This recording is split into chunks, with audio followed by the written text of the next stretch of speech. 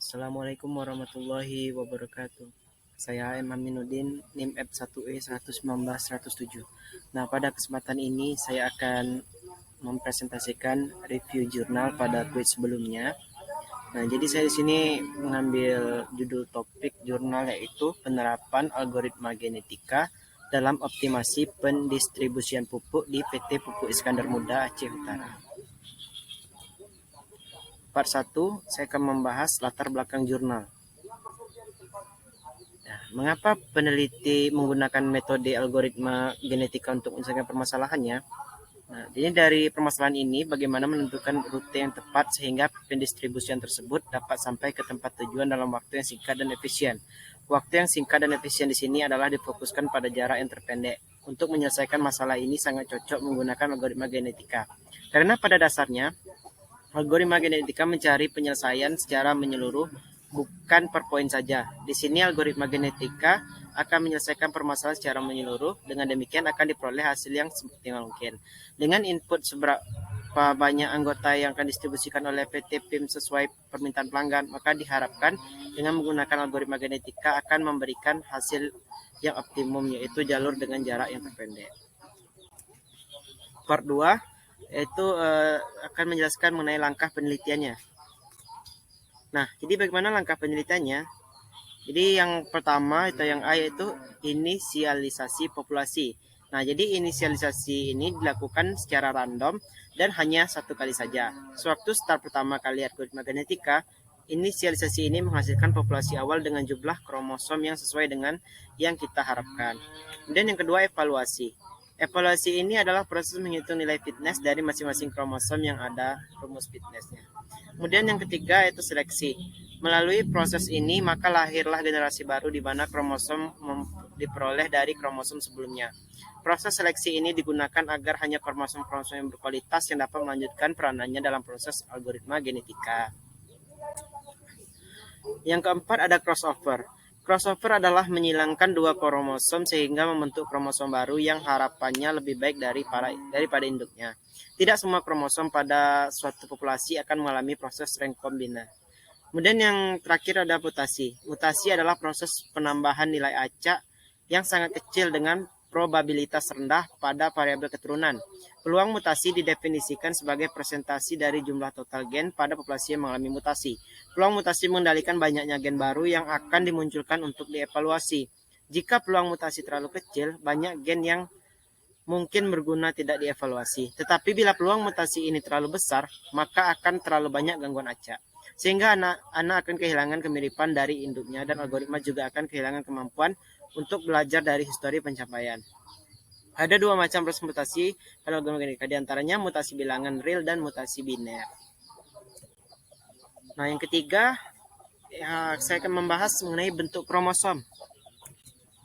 Nah, mengenai bentuk kromosom yang dipakai, dalam sistem ini setelah menginput data di bawah ini, maka sistem akan mencari rute terpendek menggunakan algoritma genetika. Dan data yang sudah diinputkan akan disimpan di file barang, file pelanggan, file wilayah, pengiriman, dan file keputusan. Nah, ini yang paling atas di sini ada mulai. Nah, kemudian di bawahnya menginput A, B, C, D, E, F, G, H, I, J, K, L, M, N, O, P, Q, R, S, T, U, P, W, X. Kemudian selanjutnya ada simpan data dari cari rute terpendek. Nah, selanjutnya tampilkan data pelanggan, data wilayah, data barang yang akan tersedia, tampilkan rute terpendek, kemudian baru selesai. Nah, pada bagian 4 saya akan menjelaskan nilai fitnessnya. Jadi, bagaimana nilai fitnessnya? Nah, hitung nilai fitness dari tiap kromosom tadi dibangkitkan itu seperti fitness dalam kurung 1 sama dengan 2255 km. Kemudian fitness 2 2291 km, fitness 3 2371 km, fitness 4 2615 km, fitness 5 2546 km, dan fitness 6 2750 km.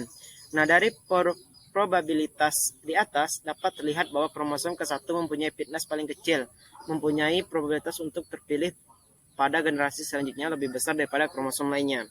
Untuk proses seleksi, kita menggunakan roll the wheel. Untuk itu kita terlebih dahulu mencari kumpulan kumulatif dari probabilitasnya. Selanjutnya proses seleksi. Nah, bagaimana proses seleksinya?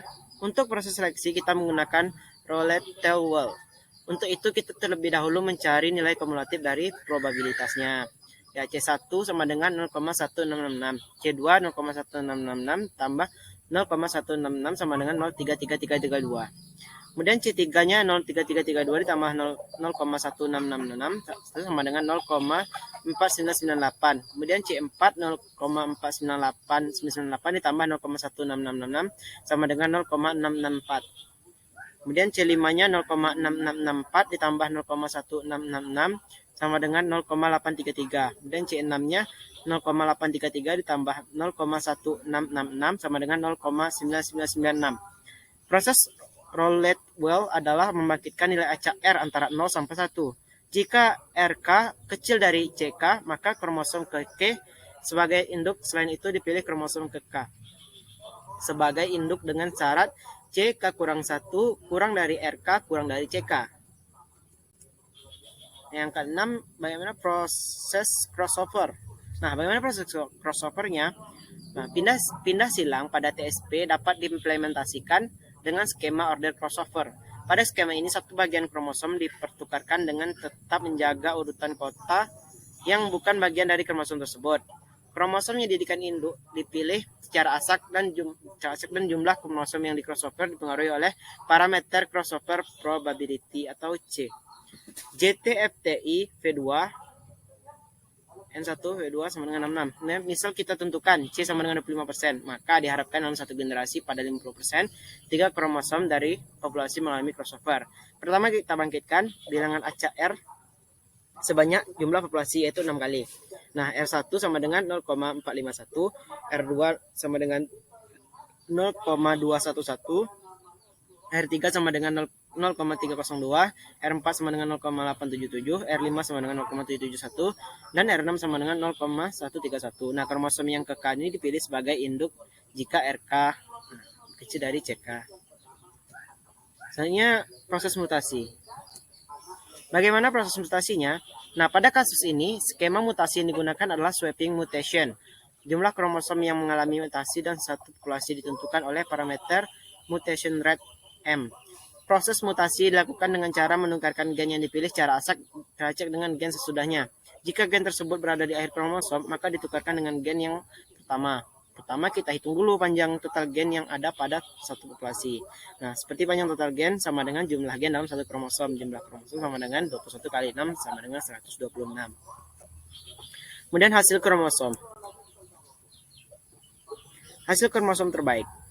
Nah, proses algoritma genetika untuk satu generasi telah selesai dan nilai fitness yaitu fitness 1 sama dengan 2370 km, fitness 2 2255 km, fitness 3 2449 km, fitness 4 2503 km, fitness 5 2697 km, fitness 6 2767 km. Dari perhitungan dapat disimpulkan bahwa solusi optimal untuk kasus di atas adalah fitness 2 dengan jarak sama dengan 2255 km. Walaupun perhitungan cukup dijabarkan hingga generasi ke-1 saja, namun solusi yang mendekati optimal telah didapatkan. Oleh karena itu, terbukti bahwa algoritma genetika dapat menyelesaikan persoalan di atas. Nah, sekian presentasi dari saya. Saya ucapkan banyak terima kasih dan mohon maaf atas segala kekurangan. Saya akhiri dengan Assalamualaikum warahmatullahi wabarakatuh.